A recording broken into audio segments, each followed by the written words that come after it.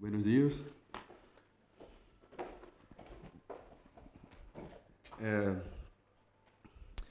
Vou pedir perdão a vocês para falar. Eu sempre, embora consiga compreender completamente tudo que falam em espanhol, eu sempre fico com receio de falar em portunhol, então fico mais confortável para não fazer nenhuma ofensa ao idioma de vocês, falar um pouco mais devagar em português, espero que compreendam. Queria agradecer mais uma vez, eu estou aqui entre amigos. O Fashion Law na América Latina tem crescido bastante, eu tenho participado desse crescimento há cerca de 5 anos mais ou menos. Já tive aqui no Chile, já tive o prazer de estar na Argentina também, em vários seminários pelo mundo, nos Estados Unidos, com minha grande amiga Suzy Scafidi, que faz um trabalho sensacional no seu Fashion Law Institute, na Fordham University. Também na Europa, em Paris, em Barcelona, na Espanha, enfim, em vários, na Itália, seminários discutindo esse mundo fascinante chamado Fashion Law, que ganha corpo no mundo inteiro, e fico muito feliz que a América Latina, talvez Brasil, Chile, Argentina e outros países da América do Sul tenham liderado esse movimento do que a gente chama de Fashion Law. Eu preparei aqui alguns slides, na verdade, mais um bate-papo com vocês, com algumas atualidades do que está acontecendo no mercado brasileiro da moda,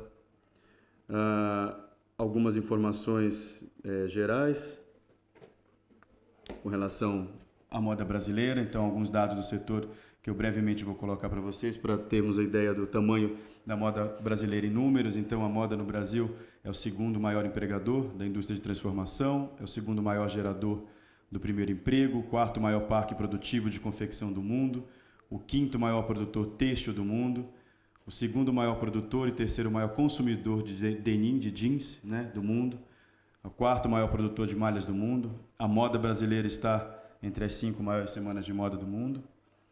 Com a descoberta recentemente do pré-sal, o Brasil tem expectativa de deixar de ser um importador para se tornar o potencial exportador da cadeia sintética têxtil. Alguns outros números também do Brasil como referência mundial em design de moda praia, jeanswear, homeware, e crescido também em outros segmentos, representa aproximadamente 16 a 17% dos empregos e aproximadamente 6% do faturamento da indústria de transformação.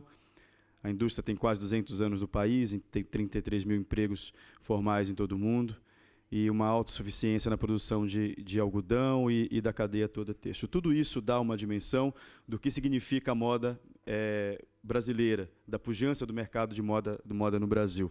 E daí a inserção e a preocupação em se discutir de que forma o direito pode contribuir para diminuir os gargalos jurídicos, para incentivar a produção de moda, para tornar a concorrência mais leal.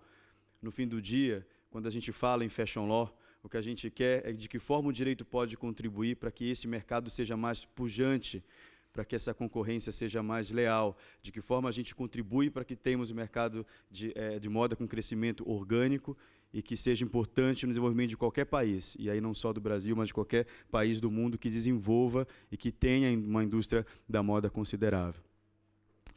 A questão da propriedade intelectual é uma questão, enfim, antiga, eu não vou detalhar aqui, mas no fim das contas, um núcleo duro, quando se fala em Fashion Law, esse encontro da moda e da propriedade intelectual, as discussões sobre marcas, patente, trade dress, trade secrets, são assuntos correntes já antigos e conhecidos, né?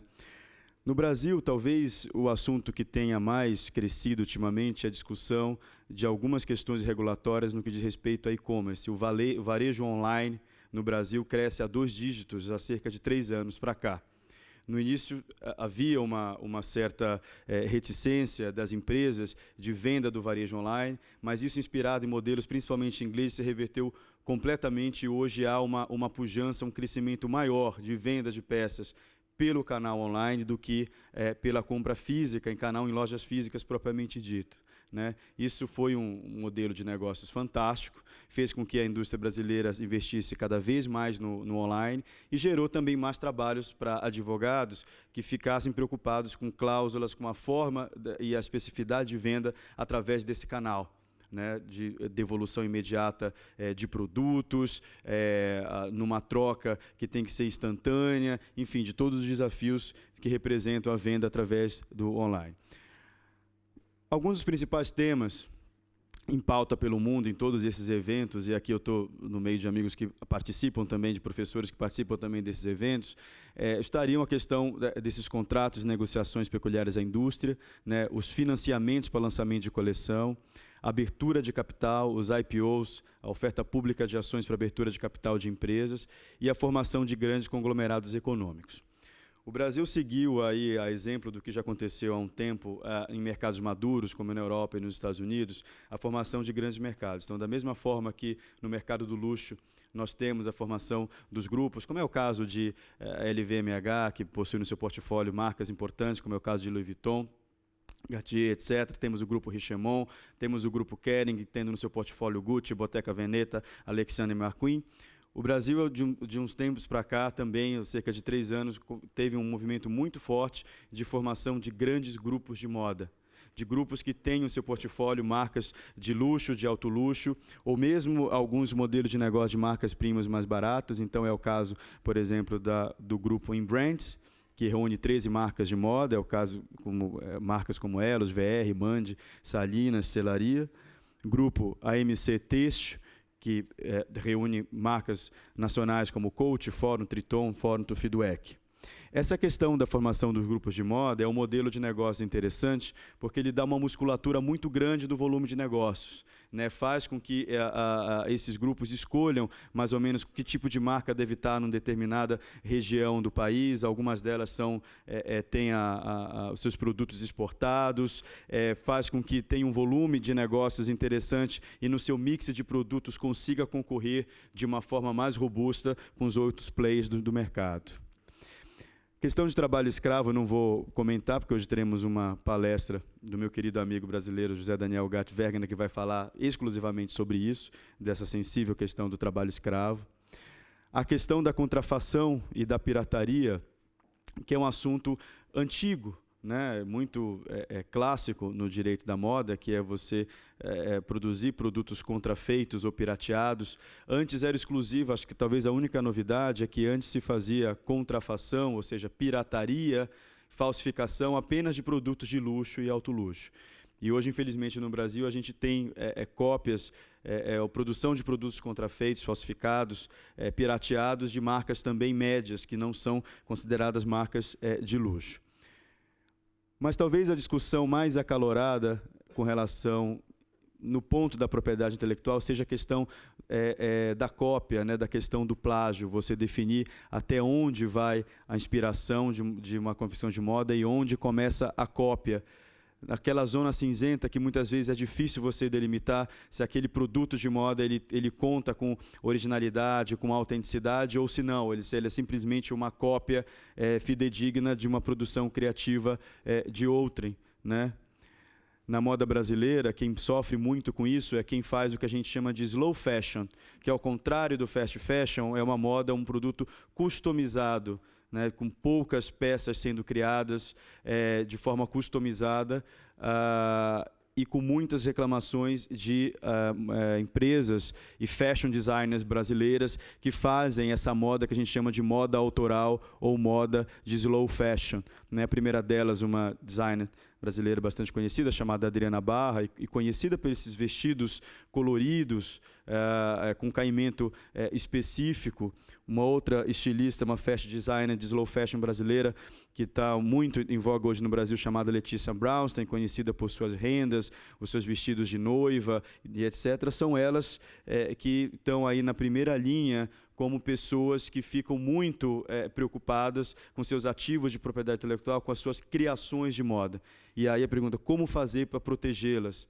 Aqui estamos no meio de especialistas, mas também de alunos, a gente sabe da dificuldade. Isso não é só no Brasil, mas em outros mercados também, de proteger a criação. Muitas vezes, proteger a criação de moda não basta apenas registrar a marca, não basta apenas proteger o desenho ou o croquis do vestido. A proteção se dá por uma interpretação sistemática de toda uma legislação que envolve conceitos de concorrência desleal, que envolve conceitos de direito do consumidor e que envolve também essas questões específicas de propriedade industrial, como marcas e desenho industrial, etc. A gente tem usado no Brasil, nos processos que correm lá no direito brasileiro, alguns precedentes e alguns princípios da França, né? Com um deles, por exemplo, a questão da originalidade, de se observar se a peça de roupa conta com a personalidade do criador, né? Se observa na roupa que foi feita um esforço criativo, a análise de aspectos secundários da roupa. O que eu quero dizer com isso é o seguinte: não basta você ter a proteção daquele nome ou, eventualmente, daquele desenho. Sempre a análise para se ver se existiu ali uma afronta, uma lesão de propriedade intelectual na criação de moda, observa-se sempre o todo, o conjunto. Se no conjunto ele é substancialmente idêntico, obrigado. Se ele é substancialmente idêntico ou não a determinada criação de moda. Então, os elementos que costumam ser levados em conta são identidade, originalidade, criatividade e autenticidade da criação desse produto de moda, que são caráteres muitas vezes subjetivos, e aí nós temos uma dificuldade muito grande, que é, de uma certa forma, levar esses conceitos para aqueles que aplicam os direitos. Quando esse litígio vai para a esfera judicial, ou mesmo na esfera arbitral, a arbitragem hoje é um instrumento, talvez, nos contratos mais complexos de moda, quando você tem uma grande aquisição de uma marca, está indo para os tribunais arbitrais e não mais judiciais. Mas mesmo no tribunal arbitral, a dificuldade, às vezes, de explicar esses conceitos e caráteres subjetivos daqueles que vão aplicar, portanto, o direito na prática, né? Na moda, se sabe que não basta, e na propriedade intelectual em geral, você não protege a ideia, você tem que proteger a ideia materializada, você precisa ter aquela produção de roupa materializada. Queria passar um pouco aqui com vocês de algumas atualidades do mercado de fast fashion e grifes de luxo. Não vou me aprofundar muito nas grifes de luxo, só trazer algumas características aqui do mercado brasileiro. Parece que o próximo palestrante vai adentrar um pouco mais e falar um pouco mais de mercado de luxo. Algumas informações só atuais com relação à crise atualmente que passa a economia brasileira, mas que, pelo menos por enquanto, não atingiu esse mercado. Tem algumas características aqui interessantes do mercado brasileiro. De um tempo para cá, praticamente todas as grifes importantes de larga escala mundial aportaram no Brasil com ganhos consideráveis no mercado brasileiro, né? Todas as grifes que têm no seu componente do heritage de tradição, de moda, aportaram no Brasil e tiveram, por enquanto, ainda estão num período de maturação, mas os números, mesmo sendo recentes, são de ganhos consideráveis no mercado brasileiro. Algumas informações dos dados de grife de luxo, eu diria o seguinte com relação ao mercado brasileiro. Houve uma mudança de comportamento, né, porque hoje o consumidor está mais maduro, o consumidor brasileiro viaja bastante, conhece o que é vendido lá fora, portanto, exige uma peça que a gente chama mais autoral ou mais customizada para esse mercado. Houve uma expansão muito grande de grifes de luxo para fora do eixo Rio-São Paulo. Rio-São Paulo, que são as grandes cidades brasileiras, as grifes hoje saem desse eixo e vão para outros mercados conquistando, então, outros comportamentos. Mas o que eu queria, de uma forma um pouco mais detalhada, observar com vocês é que, no outro lado do ponto, esse mundo chamado fast fashion. Na crise hoje brasileira, quem está sobrevivendo de uma forma mais orgânica são as empresas de fast fashion. Não apenas as empresas fast fashion bastante conhecidas internacionais, marcas como o Zara, do grupo Inditex, da Espanha, ou Topshop. Algumas empresas de fast fashion que estão para aportar no Brasil, que é o caso da H&M e Uniqlo, que não estão presentes, mas têm a projeção de 1 a 2 anos de entrar no mercado brasileiro.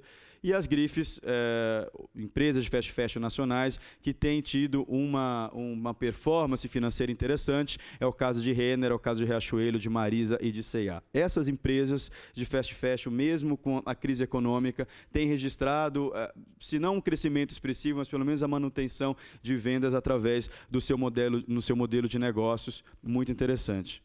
Quem já conhece algumas características básicas do que a gente chama de fast fashion, é uma cadeia têxtil integrada da produção ao varejo, um alto volume de produção. Em tese, no seu modelo de negócios, a ideia é ter preços baixos e competitivos, trabalham no que se chama de democratização da moda, ou seja, permitindo acesso a um preço mais barato de produções de moda. Só a Riachuelo, por exemplo, que é uma das grandes empresas de fast fashion brasileiras, tem uma produção de 200 mil peças por dia. Quer dizer, isso não é pouca coisa. Algumas empresas brasileiras ou empresas estrangeiras com operação no Brasil tiveram que mudar um pouco o seu modelo de negócio para se adaptar ao mercado brasileiro. É o caso da Zara, do grupo Inditex da Espanha. A Zara tem no seu modelo de negócios a ideia de fazer toda a produção na Europa e exportar as suas produções para os outros países. No caso, no Brasil, ela teve que, de uma certa forma, mudar e fazer uma produção local para enfrentar alguns problemas que a gente tem no mercado brasileiro, no que diz respeito a gargalos de infraestrutura, de reposição de peças, e aí a Zara muda, então, em razão do chamado custo Brasil, e teve que, mas mesmo assim, com essas adaptações, conseguiu performar de uma forma interessante no mercado brasileiro. Quem acompanhou viu que o principal acionista da Zara passou, inclusive, Bill Gates nas fortunas, no número da lista Forbes dos maiores milionários do mundo. Significa que o negócio do modelo de fast fashion ainda ou tende a ser algo que vai liderar, aí, no que diz respeito à moda, a produção e as cifras milionárias de produção desse modelo de negócios. Gap, que recentemente também esteve no mercado brasileiro e chegou com um preço 30% maior do que o mercado americano. Forever 21 também é uma grife que chegou recentemente no seu modelo de negócios, mas que não performou da forma como gostaria. Alguns números da Zara no Brasil: modelo de eficiência na gestão de estoques e na logística, renovação relâmpago de peça nas arárias, 1.770 lojas, isso aqui já aumentou um pouco esse número. A Zara tem uma expansão em quase o mundo inteiro, no Brasil está desde 99, 41 lojas. Diferentemente do que acontece na Europa, no Brasil também atinge a classe A, também vê a Zara não apenas como uma empresa de fast fashion, mas também uma empresa que tem no seu mix de produtos fora desse modelo de fast fashion. Diferença de preço das peças entre Brasil e Europa de 11% a 76%, isso é bastante coisa. A Zara está entre as 10 maiores varejistas, mas no Brasil longe das líderes como C&A, Renner e Riachuelo, que são as 3 principais empresas de fast fashion do Brasil. Aquilo que eu havia comentado, 40% da produção do mix de produtos da Zara é fabricada no Brasil. Isso é uma exceção, não é o modelo de negócio da Zara, é centralizar a produção na Europa, mas no Brasil ela teve que mudar em razão dos nossos problemas de infraestrutura, né, que obrigou a Zara a mudar o seu plano de negócio no Brasil. Essa frase de um consultor brasileiro é muito interessante, né? Ele diz o seguinte, que a mercadoria do fast fashion é praticamente perecível. Se o container ficou parado e a moda passou, não vende mais. Fast fashion pressupõe algo rápido, pressupõe mudança imediata na arara, pressupõe você ter uma tendência imediata. Hoje em dia, diferentemente quando acontecia antigamente, que se deixava as coleções prontas um ano antes ou uma coleção antes, hoje as coleções são feitas online. A partir da experiência do consumidor dentro da loja, os estilistas vão mudando e já vão planejando tendências de moda instantaneamente. Isso mudou um pouco a visão, razão de ser. A Gap abriu sua primeira loja no JK Iguatemi em 2013, que eu já havia comentado, com preços de média de 30% a 40% mais altos que nos Estados Unidos. Os brasileiros estão entre as 3 nacionalidades que mais gastam na loja Gap nos Estados Unidos, produção centralizada em Hong Kong. Que mais? Forever 21, empresa americana. Forever tem uma coisa interessante, porque é a empresa que mais tem problemas com propriedade intelectual, que tem mais ações contra ela, mais de 50 ações judiciais. Esse número sempre flutua um pouco, eu diria que hoje até um pouquinho mais, acusada de copiar festas por infrações de propriedade intelectual. E o que é interessante é que eles sabem disso e preferem permanecer infringindo, ou seja, copiando o modelo de terceiros, e preferem ter esse passivo a tentar mitigar esse risco. É um ponto um pouco fora da curva. A Forever tem sempre problemas de cópia. Vejam esse exemplo aqui na cópia idêntica do modelo da estilista chamada Ana Sui. Foi o caso também na cópia de outro estilista conhecido. Esse aqui é o modelo da Forever e esse do João Coutinho. Então vejam que é muito próximo as produções. É o caso da Versace também.